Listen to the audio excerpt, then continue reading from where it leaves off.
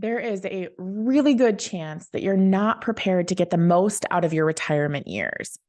While the excitement of no alarm clock, no place you have to be, and all the freedom of the world in front of you, it can make for an exciting initial transition into your retirement years.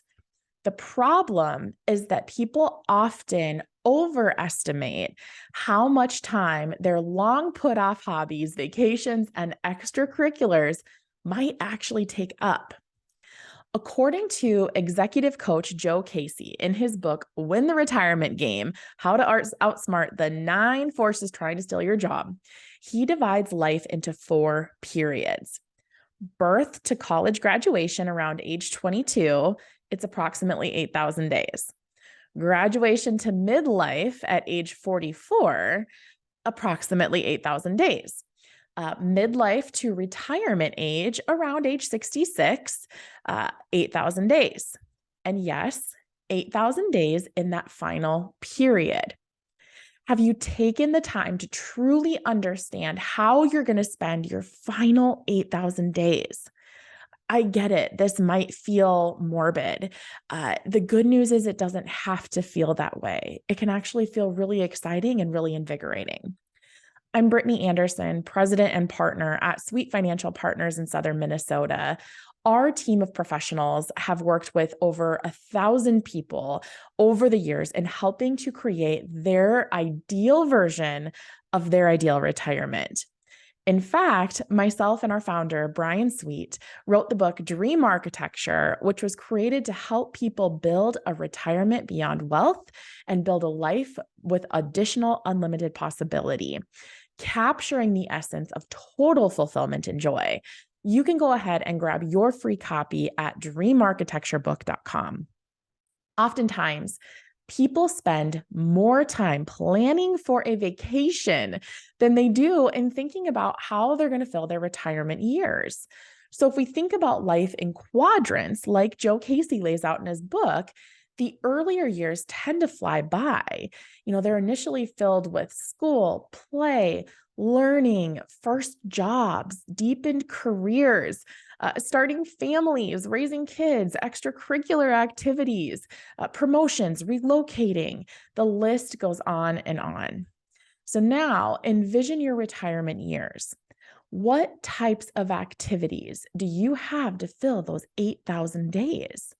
Hobbies and travel are great, but oftentimes we see people realizing quickly that they can only play so much golf, go so many places, take so many hikes before they find themselves with a lot of time on their hands.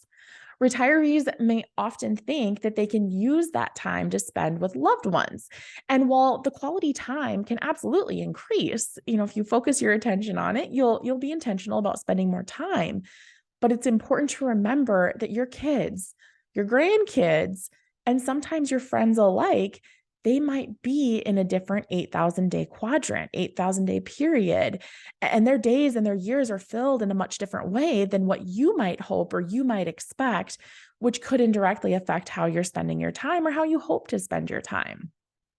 So you might be sitting here thinking, you're far ahead of the game, that you've thought a lot about retirement and that you aren't worried about idle time. You've worked hard for so long. So why not relax a bit? Why not have idle time on your hands? The problem with this is that you've never retired before. You get one shot at this period of your life. You can't go back and redo it. Think back to the other periods in your life. I'm sure there's things that if you could potentially go back and redo, you might make some adjustments, but that's not possible. So all we can do is look forward. Our team of advisors have helped people retire and retire well hundreds and hundreds and hundreds of times. So while you might feel prepared, we've seen it happen time and time again where that isn't the case because there are so many unknowns, so many variables that people often don't consider. So the good news is that by focusing on a retirement that is filled with not just one core purpose, but multiple purposes, you can help yourself to avoid the retirement doldrums trap. So we're going to go deeper on 3 reasons why a multi-purpose retirement is not just important, it actually becomes essential. So the first reason why you need to have a multi-purpose retirement is probably the most obvious of the three. You're going to have a lot of time on your hands, and you want to be sure that you have a few core things that provide you with a sense of purpose. Here's what I mean before I give an example. Oftentimes, what we see is somebody who held a high profile position, maybe even owned or ran a company. These people oftentimes have their purpose and in many forms, their identity tied to that career, tied to whatever led them up to this point. So there can be this loss of identity, loss of sense of purpose as you look at that next chapter, because you don't have that thing anymore that got you out of bed every day.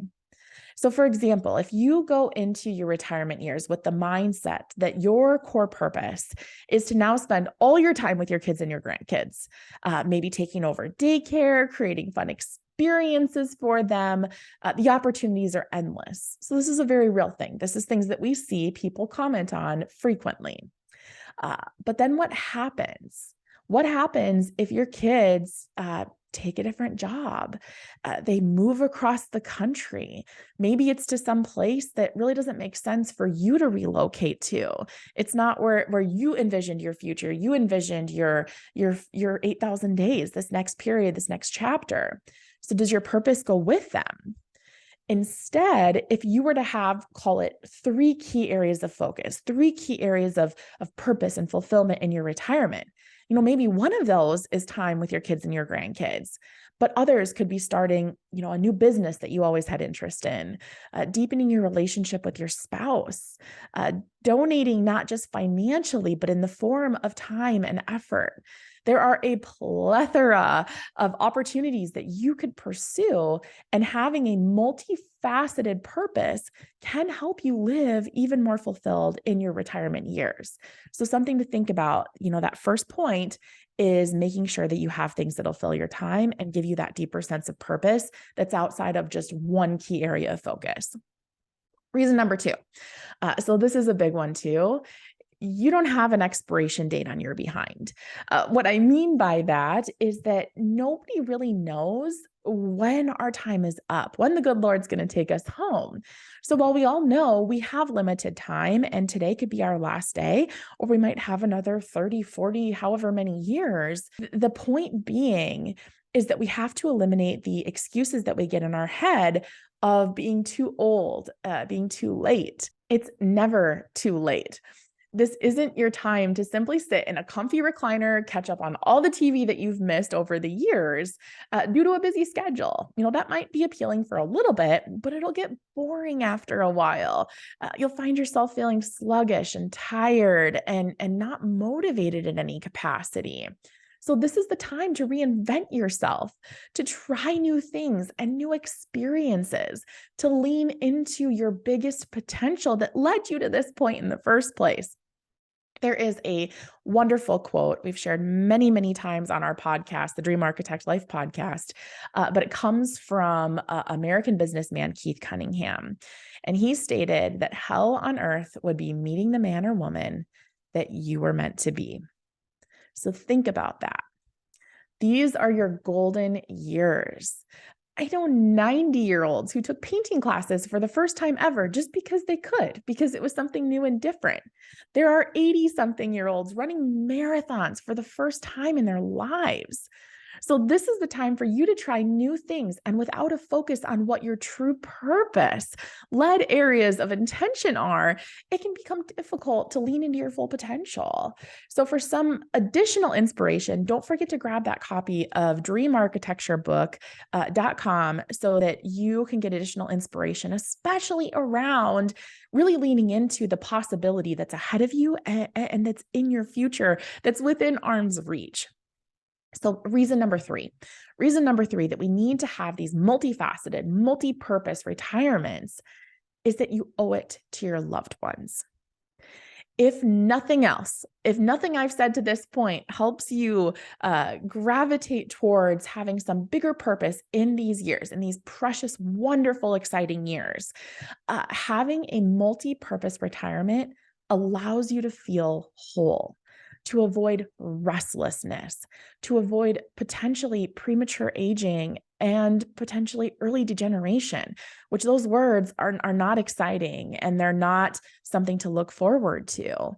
You've worked so hard for so many years. Being the best version of yourself is the only thing that allows you to really show up for the people that you care about most. This actually makes me think about one of our clients who had a lifelong career, required a ton of travel.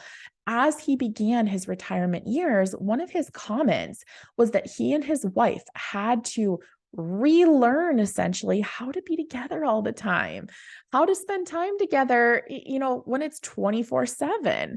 His wife had her routine and way of doing things, and all of a sudden, there he is all the time. So I'm sure that you could relate to and maybe find humor in this situation, but it's a real thing. So if you're, feeling empty or feeling like a loss of purpose or loss of identity even, that's not necessarily good for the people around you and for your relationships. There was data released in 2021, and this is a little bit of a wake-up call. Data released in 2021 from the U.S. Census Bureau that found that while the overall divorce rate in America currently hovers around 34%, the percentage of adults who divorce between the ages of 55 and 64 is statistically highest. That's 43%. So these are people that are gearing up, sometimes even stepping into an earlier retirement than what is the traditional retirement age by a measure.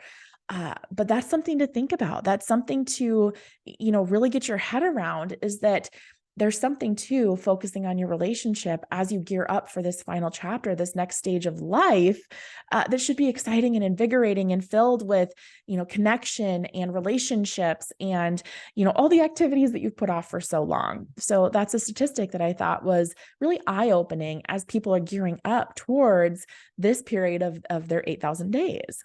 So thinking about, where's your time best spent? How can you show up for the people in your life? How can you make sure you feel whole?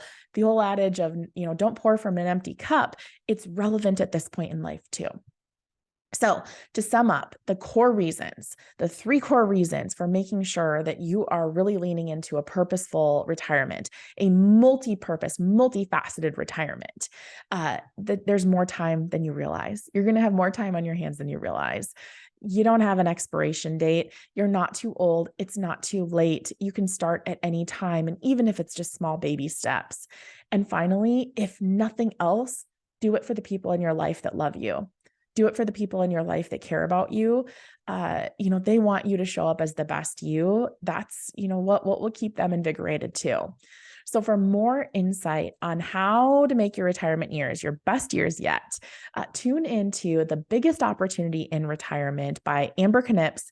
She is a wealth advisor here at Sweet Financial Partners, and it is chock full of great information. Also, be sure to like and subscribe to our channel so that you're the first to know anytime new content drops. We look forward to seeing you back here on our next video.